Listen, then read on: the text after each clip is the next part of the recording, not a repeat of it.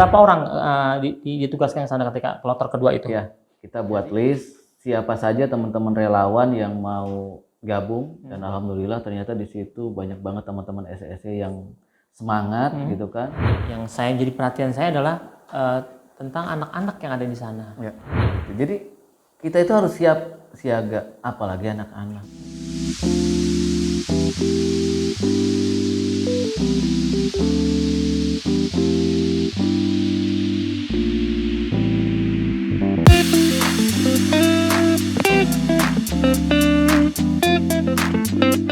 Assalamualaikum warahmatullahi wabarakatuh. Apa kabar sahabat bincang yang ada di seluruh Nusantara? Kali ini kita ketemu lagi dalam acara dan gelombang yang sama.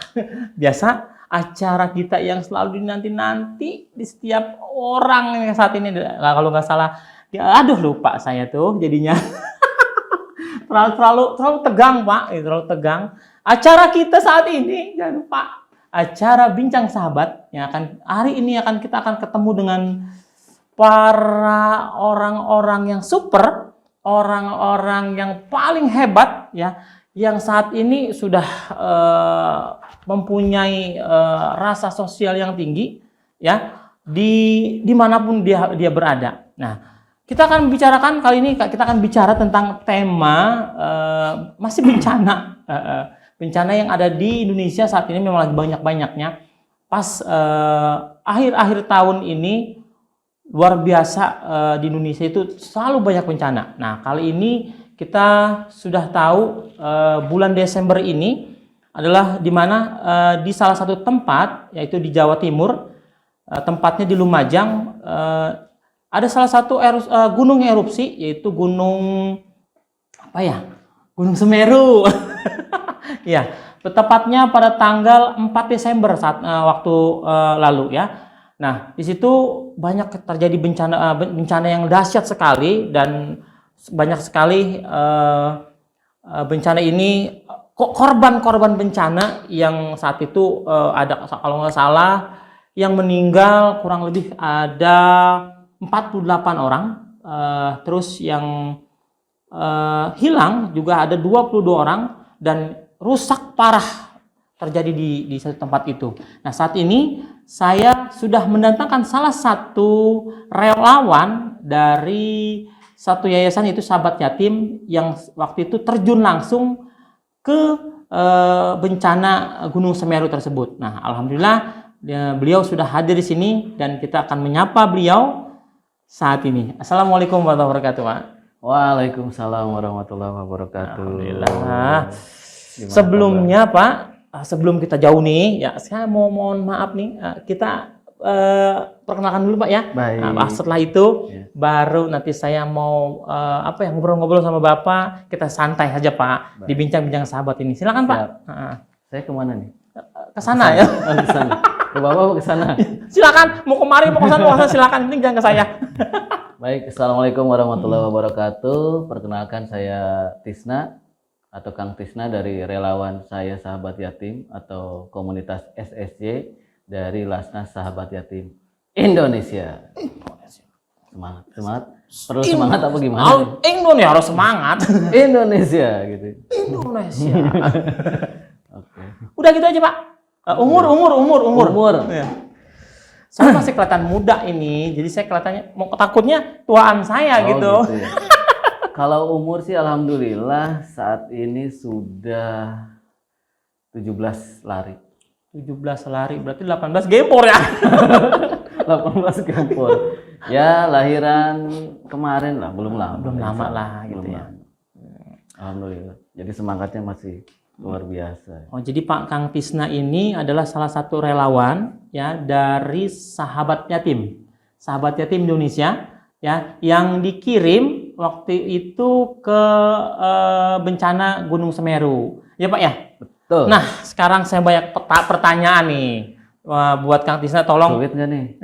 Mudah-mudahan mah ini jawabannya, pokoknya kalau jawabannya tepat itu nilai 100. Siap. Ya. Kalau kurang nggak bisa, boleh lambaikan tangan Pak. Oke, siap. Dapat hadiah nggak? Dapat hadiah. Insya Allah nanti ya, gorengan 2. Siap. Ya. Nah, ketika tanggal 4 Desember itu akan terjadi bencana erupsi, Pak. Ya. Setahu saya memang erupsi ini Gunung Semeru ini mengeluarkan awan-awan dingin yang akhirnya awan dingin ya, awan panas, Pak. Banyak. Soalnya kalau di sini saya lagi dingin, Iya. gitu. Setahu saya dingin ya, apa panas? Awan panas. Awan. Awannya panas. Benar, itu pertanyaan saya satu tuh, berarti sudah bisa dijawab. Ya, lanjut. Awan panas ya, iya awan panas, dan ketika itu memang biasanya kalau awan panas itu datang itu pasti debu ya, debu yang akhirnya keluar dari gunung itu ya, biasanya gitu. Nah, Kang Tisna ini adalah salah satu orang yang saat itu ditugaskan dari Sahabat Yatim Indonesia untuk langsung terjun membantu masyarakat yang ada di sana, gitu. Bisa nggak Pak Kang Tisna awalnya gitu, kok bisa ditugaskan ke sana aja menjadi relawan? Oke. Jadi kalau untuk awalnya, karena kebetulan saya ketua umumnya komunitas saya Sahabat Yatim ya. Jadi kami itu punya anggota atau teman-teman relawan. Nah, pas kejadian erupsi Semeru pertama itu kan masih ada orang-orang Sahabat Yatim tuh, teman-teman dari Sahabat Yatim yang ikut ke sana untuk evakuasi dan lain-lain. Tapi pas sudah seminggu gelombang kedua baru dari saya nih, teman-teman saya dari teman-teman SSY atau dari saya Sahabat Yatim beserta anggota atau tim kami dari relawan. Nah, jadi karena panggilan gitu ya. Pertama panggilan bahwa kami itu relawan yang ingin terus mengabdi kepada masyarakat gitu, dan kebetulan memang saya sudah beberapa kali terjun di kerelawanan, terutama di menghadapi bencana gitu, seperti dulu di gempa Palu, tsunami Palu gitu kan. Nah, pas kemarin ya alhamdulillah karena kita juga ada teman-teman SSY, teman-teman relawan SSY yang banyak juga bersemangat mereka untuk ikut bantu di dalam menangani bencana erupsi Gunung Semeru. Seperti itu. Gitu. Berarti Bapak salah satu orang, saya ngomong Bapak tuh soalnya mukanya bersama saya gitu. Enaknya memang Kang Tisna gitu kan ya. Berarti Akang ini berarti orang Sunda ya, bukan orang Jawa ya? Iya, saya orang Sunda. Orang Sunda, berarti saya panggil Mas kalau begitu. Itu orang Batak. Orang Batak gitu ya? Ya Kang, gini Kang. Tadi si Akang bilang kalau si Akang itu adalah kloter kedua ibarat kata yang datang ke sana. Berarti sebelumnya ada orang-orang yang pertama yang datang ke sana. Betul. Ketika si Akang datang ke sana, berapa orang ditugaskan ke sana ketika kloter kedua itu? Ya. Jadi komunitas SSY ini yang saya pimpin itu kita sudah ada 12 chapter, 12 cabang di kota dan kabupaten. Nah, kemarin pas lagi kejadian erupsi Semeru, kan saya nge-share tuh di grup. Kita buat list siapa saja teman-teman relawan yang mau gabung sebagai relawan bencana Semeru. Jadi saya buatkan list tuh, dan alhamdulillah ternyata di situ banyak banget teman-teman SSY yang semangat gitu kan, dengan motif yang sama, ingin membantu para korban bencana, meringankan beban saudara-saudara kita yang ada Semeru. Ya sampai terkumpullah 15 orang. 15 orang. Iya, 15 orang. Nah, kemudian dari 15 orang itu karena kita ada manajemen kebencanaan, biar nggak kelelahan, jadi kami buatkan waktu aplusan gitu. Jadi satu tim itu untuk 5 atau 6 hari, gitu, atau 1 minggu lah. Jadi satu tim 5 orang untuk 1 minggu. Kemudian saya kemarin bentuk itu ada 3 tim. Ada 3 tim. Jadi saya kemarin upload 1 minggu, kemudian juga langsung dihapus lagi dengan tim yang kedua, dan insya Allah nanti akan dihapus lagi dengan tim yang ketiga. Jadi semuanya dapat semuanya. Ya, biar pertama, biar kalau misalkan upload itu pertama biar nggak kelelahan gitu kan, karena kita kan lagi menghadapi bencana tuh, dan bencana gunung berapi itu kan beda sama bencana yang lain. Kalau gunung berapi itu kadang ada erupsi tengah malam, ada banjir lahar dingin gitu kan, kemudian juga ada hal-hal yang memang kita nggak bisa kita duga gitu. Kapan dia meledaknya, kapan dia tenangnya kita nggak tahu tuh. Nah, terus selain kita A+ juga memang kita khawatirnya ini yang paling berat itu nahan rindu. Oh, Itu dia. Paham kan? saya paham. Bayangin. Paham saya. Kita nungguin gunung seminggu. Iya. Dia erupsi terus. Lah kita kapan erupsinya? Iya. Aduh, saya kalau ngomongin gitu tuh, Iya, langsung ini ya, iya, nyambung gitu. Langsung saya pengen pulang gitu. Gitu. Jadi kita juga saya atau kami menjaga teman-teman relawan itu biar nanti nggak erupsi di tengah jalan. Bener. Di kampung orang gitu. Berarti Bahaya ini. walaupun lagi ngeliatin gunung yang itu, Iya. tapi masih inget ya, masih inget Betul. erupsi yang di rumah berarti. Yang paling berat itu kan nahan rindu. Ya. Gitu. Bahaya nanti erupsi, ikut-ikutan erupsi sama Semeru bahaya. Tapi bisa lucu juga dia. Gitu kan? Gitu. Iya. Alasannya itu. Alasannya itu ya. Yang jadi pertanyaan saya satu lagi nih, persiapan apa ketika Pak Kang Tisna ini langsung dikasih tugas untuk menjadi relawan? Iya. Persiapan kita tentunya kalau menghadapi bencana itu harus lengkap. APD ya. APD itu harus lengkap dari mulai helm, kacamata, masker, sarung tangan, rompi, baju, kemudian celana juga harus seperti apa, sepatu juga harus seperti apa, kemudian juga tas dan lain-lain. Terutama juga misalkan matras atau buat tempat tidur, alas tidur kita. Nanti kan di sana kadang tidur di posko atau di tenda, kadang tidur di rumah warga, kadang tidur di masjid, atau kadang tidur juga di halaman minimarket. Oh, gitu. Jadi itu semua APD harus dilengkapin. Di samping APD yang disiapkan sama teman-teman relawan atau APD yang disiapkan sama Lasna Sahabat Yatim, itu semuanya kita sudah ada. Udah ada itu semua. dari perlengkapan. Kemudian yang harus dipersiapkan juga mental. Nah, karena kalau misalkan kita nggak kuat mental, gitu ya, itu percuma juga datang ke sana. Pasti panikan tuh. Baru ada gemuruh dikit, panik, gitu kan. Nah, itu harus kuat mentalnya. Baik mental diri kita atau mental keluarga yang ditinggalkan. Jadi kalau sudah begitu tuh, biasanya kita sudah kayak perpisahan gitu. Jadi mental harus kuat. Mental kita, mental orang yang kita cintai di rumah. Jadi perpisahan tuh. Nanti kalau misalkan kita pulang tinggal jenazahnya, tolong diikhlaskan. Kan mental kan. Bener. Kita emang mau mengantarkan nyawa. Iya, bukannya mau ngantarkan duitnya. Iya. Ya duit ada juga sih. Ya. Tapi mental. Persiapannya mental. Ketika Akang udah ke sana, gitu kan, pasti kan di sana karena udah ada yang lebih dahulu datang ke sana, pos yang berarti sudah punya pos ya, udah punya pos, sudah punya tempat untuk bernaung di sana.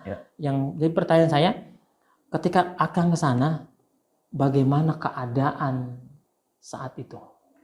Oke. Pertama pas saya ke sana, keadaannya itu alhamdulillah sudah mulai kondusif. Ya, itu tadi yang saya bilang bahwa menghadapi bencana gunung berapi itu beda dengan menghadapi bencana yang lain. Contoh, tsunami. Ketika datang tsunami terjadi, biar semua luluh lantah misal gitu kan. Tapi setelah itu selesai. Gitu. Jarang ada tsunami susulan lagi berikutnya. Atau misalkan gempa, ya kan, pada roboh, selesai. Tapi walaupun ada gempa susulan, yang penting kita tidak tinggal di ruangan gitu ya, tinggal di lapangan aja, pakai tenda itu aman, paling goyang-goyang aman. Terus misalkan ada banjir, banjir, kemudian kita mau ke sana, habis banjir surut, tinggal kita evakuasi dan lain-lain, itu aman. Tapi kalau gunung, gitu kan bedanya, ketika datang ke sana, bisa jadi malam itu dia meletus, bisa enggak, atau bisa pas hujan ada banjir lahar dingin gitu ya, atau ada erupsi lagi, dan itu nggak bisa diprediksi gitu. Contohnya kayak semalam aja berapa kali tuh sudah erupsi lagi. Nah, jadi pas saya ke sana alhamdulillah tim yang pertama itu memang teman-teman ini bantu-bantu evakuasi. Jadi kalau tahapan-tahapan bencana itu ada evakuasi, ada recovery, ada rekonstruksi dan lain-lain.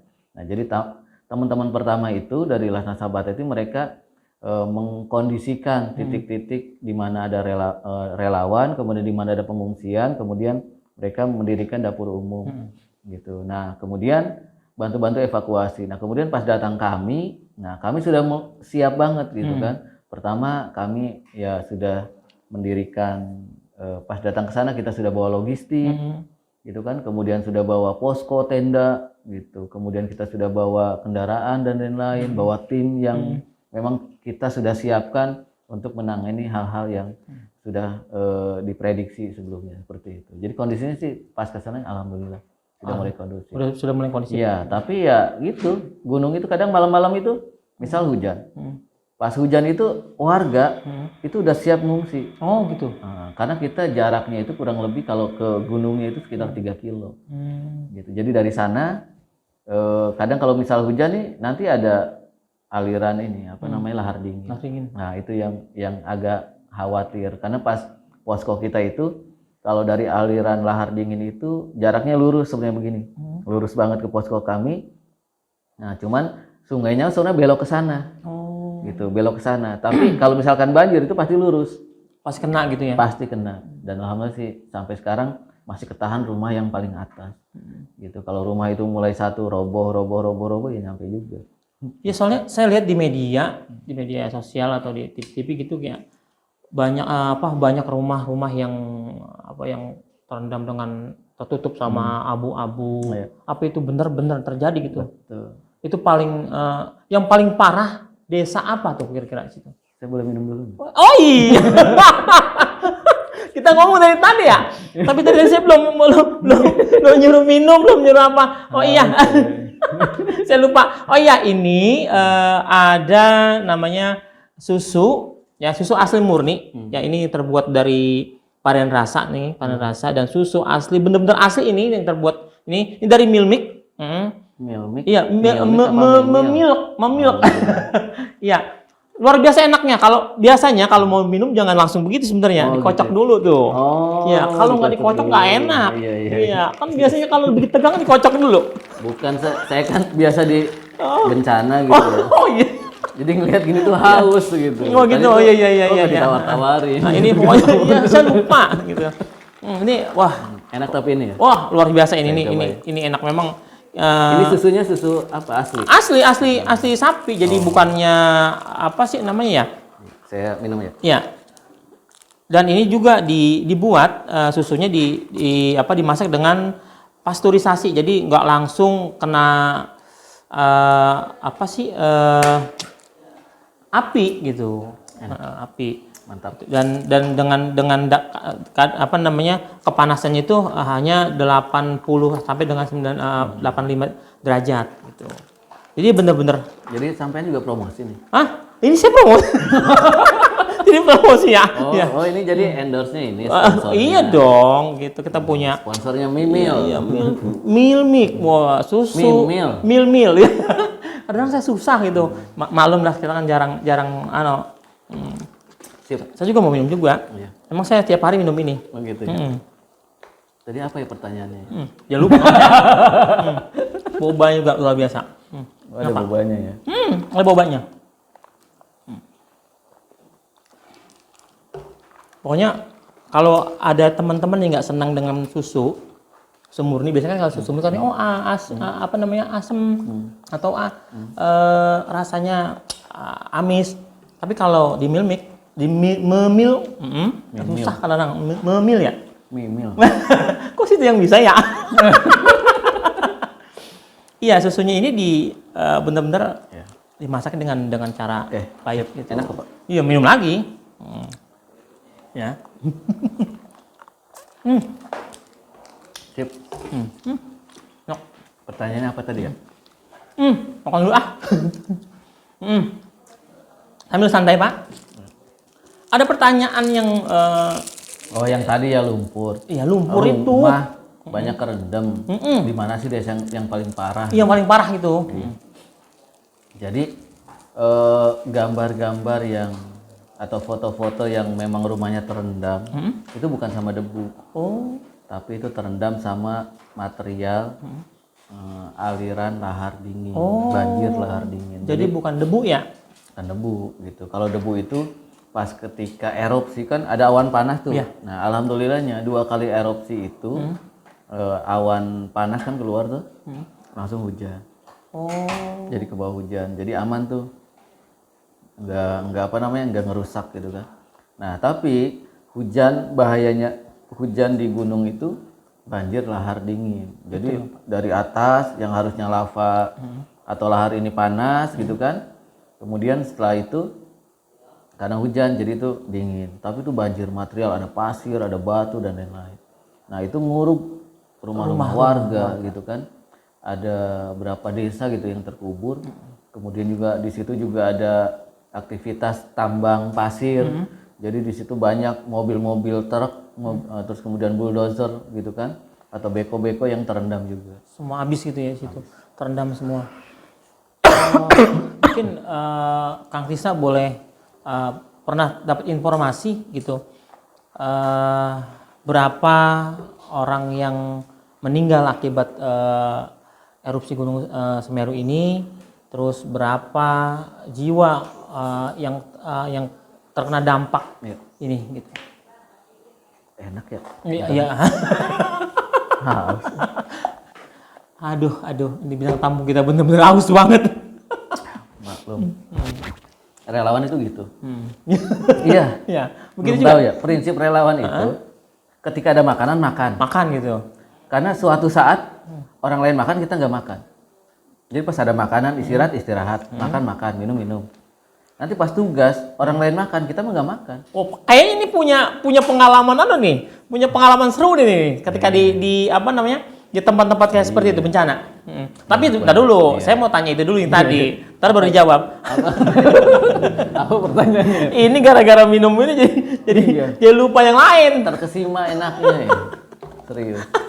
Itu informasi. Jumlah jiwa. Kalau secara detail, secara valid jumlah jiwa meninggal dunia, korban jiwa itu saya nggak terlalu update gitu ya. Tapi insya Allah banyak. Iya, banyak. Karena menurut informasi warga, yang di tambang pasir aja banyak karyawan-karyawan yang tertimbun. Tuh, karena posisinya kan lagi pas hujan, erupsi gelap, sangkanya mungkin nggak ada banjir lahar dingin, tiba-tiba banjir lahar dingin besar. Jadi orang tuh nggak keburu lari gitu kan, menyelamatkan diri. Nah terus kalau jumlah korban rumah-rumah itu memang banyak gitu ya. Ada satu desa namanya Desa Sumberbulu. Itu ada 3 dusun yang terendam, yang terdampak, dan rumah pun ratusan rumah. Belum lagi di seberangnya ada Sumber Mujur sama tuh, banyak rumah-rumah yang terendam gitu ya. Dan itu ya udah ada yang nggak kelihatan juga, ada yang kelihatan atapnya gitu. Jadi luar biasa. Dan dampaknya, kalau kemarin saya pernah ketemu sama Bupati Lumajang. Jadi kita diskusi dari teman-teman LAS gitu ya, dari teman-teman lembaga milzakat dengan Bupati Lumajang, bahwa pemerintah Bupati Lumajang itu akan merelokasi 2.900 lebih rumah warga yang terdampak. Jadi banyak banget kan, ribuan rumah. Gitu. 2.900 lebih itu. Ya. Dari beberapa dusun. Betul. Berarti di situ bisa jadi satu kecamatan ya yang terkena itu. Mungkin bisa jadi ya. Karena saya kalau untuk area lokasi wilayahnya agak kurang paham kemarin ya, kurang update. Posisi Kang Tisna membuat posko itu kan tadi dibilang sekitar 3 kiloan, berarti posisi daerah itu masih termasuk aman dong? Zona merah. Zona merah? Iya. Tempat posko kami itu di zona merah. Zona merah karena nggak jauh, nggak nyampe 1 kilo itu udah TKP. Udah banyak rumah-rumah yang terendam tuh. Kampung Renteng namanya. Kampung Renteng namanya. Iya. Itu udah terendam. Nah, nggak jauh itu kan ada aliran sungai gitu kan. Nah, dari aliran sungai ini, cuman aliran sungainya belok. Padahal kalau secara garis itu lurus, gitu. Jadi kalau misalkan ada banjir lahar dingin tuh, kalau nggak ada rumah warga nih di bantaran sungainya, gitu kan, itu udah otomatis ke bawah turun meluap. Karena ada rumah warga jadi kehalang. Tapi ada rumah warga yang udah roboh juga. Nah, ini Kang. Tadi kita udah ngomongin masa makan ini ya, sama minum tadi. Jadi saya agak tergelitik juga. Berarti pasti ada cerita-cerita lucu di balik di balik apa namanya menjadi relawan. Walaupun misalkan kita ngerjain dengan satu nyawa gitu, tapi kan pasti ada cerita lucu. Tolong ceritain ke saya. Ceritanya tentang saya itu gini, setiap kejadian kalau misalkan kita kan berangkat sama tim ya, sama teman-teman ya. Nah ini kadang pengalaman kita tahu tuh gimana solidnya pertemanan, gimana solidnya persahabatan tuh di situ. Ketika kita ada dalam kondisi yang tidak baik-baik saja, seperti itu. Dulu saya pas di gempa Palu, tsunami Palu itu, saya diberangkatkan 2 orang ke sana. Cuma 2 orang? Ya 2 orang. Nah kalau sekarang kan kemarin 6 orang, maaf 6 orang. Nah dari 6 orang ini, ya cerita menggelitik itu ya biasanya kelakuan pribadi kita masing-masing antara relawan gitu ya. Jadi banyak banget sih ceritanya. Ada yang kan 6 orang, bayangin aja 6 orang relawan dari background yang berbeda, dari pekerjaan yang berbeda, kemudian dari cara berpikir yang berbeda, kumpul dalam sebuah masalah dan menghadapi masalah atau bencana yang luar biasa gitu kan, seperti itu. Nah jadi kadang gitu kan ada relawan yang satu setiap tidur gitu kan itu ngoroknya lebih-lebih dari gunung meletus. Walaupun saya juga suka ngorok gitu kan, tapi ternyata ini nih benar-benar nih, bayangin aja posko kita gitu kan di depan rumah sampai ke belakang rumah di dapur itu kurang lebih ada 15 meter. Dan itu suaranya bergemuruh. dan temen ini gitu kan, nggak usah sebutkan namanya lah. Ya, inisialnya W, inisialnya W katanya. Jadi dari situ tuh apa namanya, si temen ini relawan jadi objek untuk apa ya, olok-olokan, bulian gitu kan, walaupun bukan bulian yang negatif ya. Cuman kita ya seru aja gitu, jadi seperti itu sih. Jadi ya itulah biasanya cerita-cerita uniknya itu biasanya dari antar pribadi relawan gitu kan. Nah di situ juga buat saya kalau dengan tim itu, dengan teman-teman itu, jangan sampai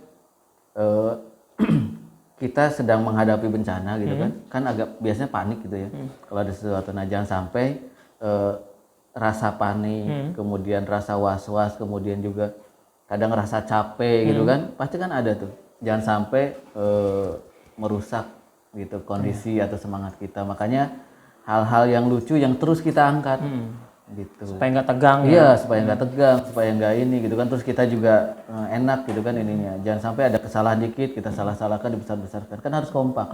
Ya, jadi hal-hal yang sepele itu bisa jadi seru sebenarnya gitu. Jadi biasanya antar itu. Kecuali kalau misalkan kalau kemarin sih saya belum lihat masalah lucu di pengungsiannya, belum lihat sih gitu. Belum lihat. Biasanya banyak banget tuh, misal ngelihat pengungsi gitu kan. Pengungsi yang lucu-lucu, kejadian menggelitik itu ada. Cuman kemarin saya belum lihat karena kemarin saya lebih fokus di persiapan tempat, kemudian juga kegiatan dan lain-lain. Seperti itu. Dari bencana ini pasti kan banyak nih Kang yang apa ya, terjadi trauma gitu kan. Karena memang yang namanya bencana kan pasti kan dahsyatnya luar biasa kemarin. Yang saya jadi perhatian saya adalah tentang anak-anak yang ada di sana, gitu. Bagaimana dengan keadaan anak-anak dengan adanya bencana ini? Iya, kalau kemarin saya wawancara anak-anak ya, salah satu anak-anak, mereka banyak yang trauma memang, ketakutan. Jangankan anak-anak, sebenarnya orang dewasa, orang tua pun banyak yang ketakutan. Jadi mereka ngerasa tidak aman, gitu. Karena gunung ini kadang bisa banjir lahar dingin, kadang erupsi, kadang ngeluarin lahar panas, kadang ngeluarin awan panas, dan itu nggak bisa prediksi, bisa siang, bisa malam, bisa subuh, kapanpun bisa terjadi. Iya. Teman-teman kami aja semalam masih saya chattingan kan sama mereka, teman-teman relawan, jam 2 pagi ngungsi ke bawah. Oh itu udah jadi terjadi itu lagi, erupsi, gitu. Jadi kita itu harus siaga, apalagi anak-anak yang mereka yang mungkin tadinya polos, yang harusnya bermain siang hari, tiba-tiba ada bencana, pengungsian, harus hidup di pengungsian. Dan yang namanya di pengungsian itu kan tidak enak gitu kan. Gitu, kita tidur juga bareng-bareng, ada yang di tenda, ada yang di ruangan kelas sekolah, ada yang di pesantren dan lain-lain. Nah, Jadi tingkat traumanya pasti tinggi juga. tinggi, dan itu butuh penanganan kita, support kita kepada mereka. Nah, apa apa sahabat sahabat bincang, jadi ngomongnya anak-anak apa gitu, jeng-jeng. Apa yang dilakukan Kang Tisna ini supaya meredakan ya trauma yang ada pada anak-anak saat itu sama timnya. Ya. Nah, jadi kegiatan kami kemarin itu selain evakuasi di awal, kemudian juga kita recovery gitu ya. Recovery itu kita ada kegiatan trauma healing gitu. Jadi ada teman-teman dari relawan yang ikut bantu menghibur anak-anak gitu kan. Ada namanya dongeng sahabat. Jadi kita keliling ke camp-camp pengungsi, kita melakukan kegiatan dongeng di tengah-tengah anak-anak, atau games, atau lomba mewarnai, kemudian lomba puisi dan lain-lain, lomba nyanyi gitu ya. Nah itu ada yang namanya kegiatan trauma healing buat mereka gitu. Dan alhamdulillah ya memang kita juga di sana bukan hanya teman-teman relawan dari SSC atau dari Lasna Sahabat Yatim, tapi kita juga menggandeng teman-teman relawan dari lembaga lain. Contoh kayak kemarin kami juga dibantu dari Universitas Negeri Jakarta UNJ. Jadi ada teman-teman dari UNJ yang ikut jadi relawan dan mereka stay di posko kami dan ikut gabung kegiatannya dengan kegiatan Lasna Sahabat Yatim. Seperti itu. Berarti banyak ya. Nah, saat itu Kang dari pemerintah, ya, dari maksudnya dari dinas terdekat, apa saja yang sudah mereka berikan untuk para korban bencana saat itu? Ya, kalau dari pemerintah udah otomatis dan insya Allah mereka sudah siap siaga ya, karena mereka ada badan, ada BNPB penanggulangan bencana, ada tim SAR dan lain-lain gitu ya. Insya Allah sudah bagus gitu ya untuk penanganannya. Kemudian dari teman-teman lembaga zakat atau dari teman-teman kerelawanan juga alhamdulillah jadi ajang silaturahmi teman-teman relawan gitu. Jadi dari lembaga-lembaga lain kumpul, kemudian di situ melakukan kebaikan. Selfie dong. Ada selfie. Jadi ke selfie. Iya, takutnya kebanyakan gitu Kang. Biasanya orang-orang lagi bantu-bantu, dia malah selfie. Aku gini itu dong. namanya ada. Jadi gini. Jadi selain relawan-relawan, kemudian jadi kan di tempat bencana nih ya. Pertama ada pengungsi, berarti korban. Kemudian ada relawan, berarti yang ngebantuin. Ya. Ada juga wisatawan, namanya wisatawan bencana. Itu ada, jangan salah. Tim relawan nih lagi berjibaku, ada yang evakuasi, gali tanah, gali apa gitu kan. Kemudian ada yang ngantri distribusi ini. Dia mau selfie gitu. Wisatawan bencana, selfie. Aman mereka gitu ya. Nah, itu jadi ada tiga apa sih namanya ya? Pokoknya tiga kategori ya. di lokasi bencana itu. Ada pengungsi atau korban bencana, kemudian ada relawan, kemudian ada wisatawan bencana gitu. Nah, Bapak biasanya termasuk yang mana? Wisatawan saya mah. Wisatawan bencana gitu. Ya, biasanya begitu kebanyakan. Iya. Gue lagi tempat ini loh gitu. Iya. Ya Allah, semoga gitu kan. Semuanya disabarkan sambil selfie. Masuk dah. Masuk. Masuk status. Gue lagi sini nih. Lagi bantu orang-orang padahal lagi selfie. Iya, gitu. Itu namanya wisatawan bencana. Wisatawan bencana. Besok saya jadi begitu Nah, dari semua ini Kang, terus terang saya adalah salah satu orang yang kasih jempol ke Akang karena sudah banyak membantu, sudah mempunyai jiwa sosial yang tinggi gitu. Saya meminta tolong nih Kang, bisa berikan ke teman-teman kita ini, ke sahabat bincang, kesan-pesannya, terus supaya mereka punya giroh, kalau kata orang ya, semangat bisa buat membantu orang lain. Ya, gimana Kang enaknya? Iya. Biar punya semangat. Iya dong. Sebenarnya semangat itu dibangun dari diri sendiri. Jadi kalau saya biasanya kenapa suka ingin peduli, membantu gitu ya, apalagi pas ada bencana pengen turun gitu kan, pengen turun bantu. Karena saya terlahir dari desa, ya. Kemudian juga terlahir dari orang pas-pasan. Pasan segini. Iya, pas. Ya maksudnya pas pengen punya mobil pas beli, gitu. Pas pengen punya motor pas ada. Iya. Jadi pas-pasan.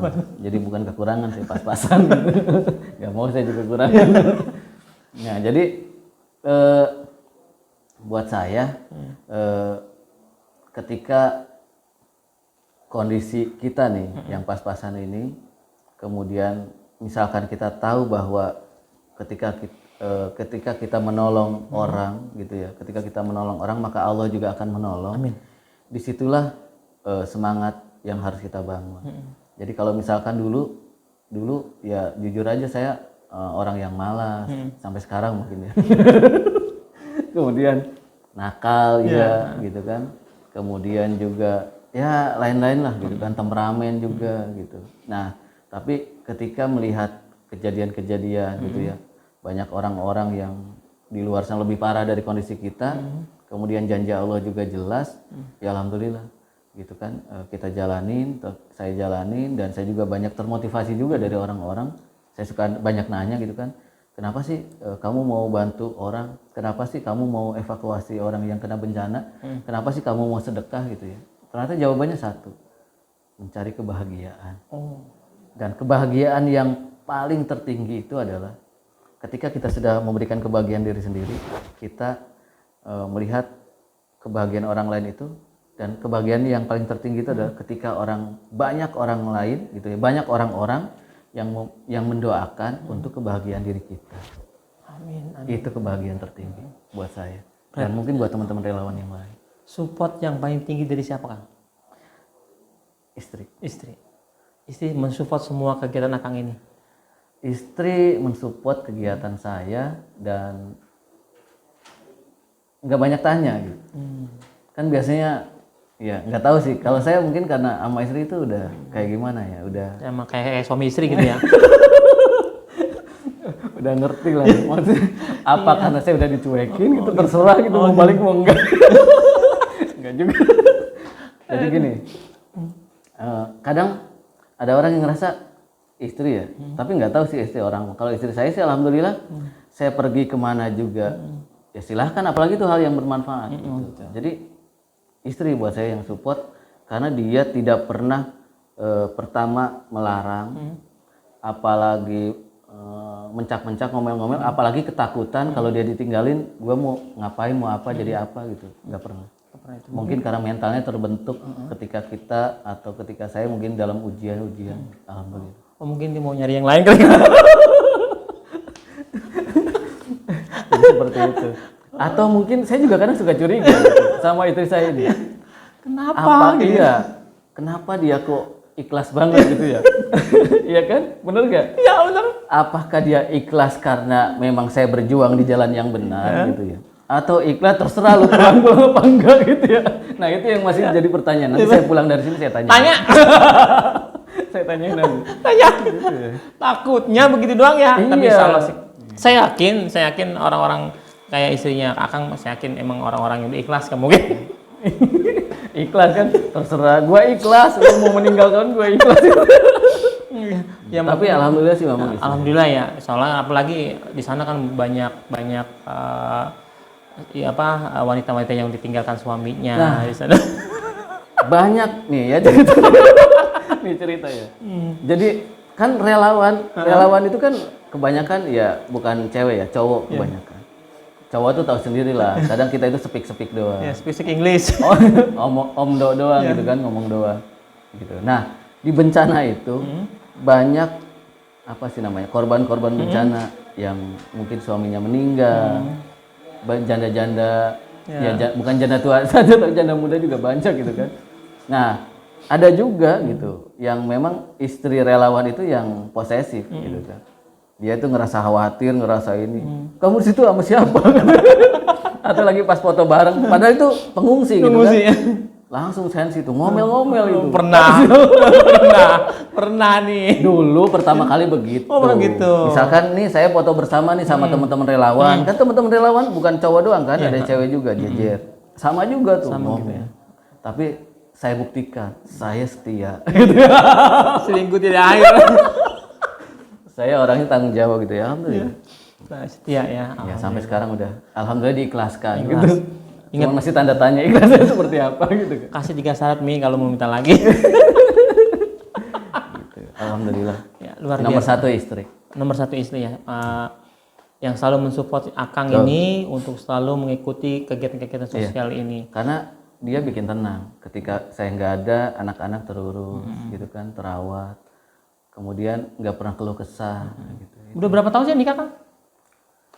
Ya dari 2003. 2003 ya, lumayan sekarang kalau. Udah berapa tuh? Ya segitulah. 18 tahun ya. 18 Iya. tahun. 18 tahun. Anak 4 ya? Anak 4. 5. 5. Iya, istri. Istri baru 1. Iya, nomor 1. Gak niat nambah. Katanya kalau orang yang selalu bersyukur yang akan ditambah Dan nikmatnya. itu yang saya lakukan sekarang. Berarti si Akang belum bisa bersyukur nih. Soalnya belum nambah bini. Belum ada keberanian. Udah. Udah.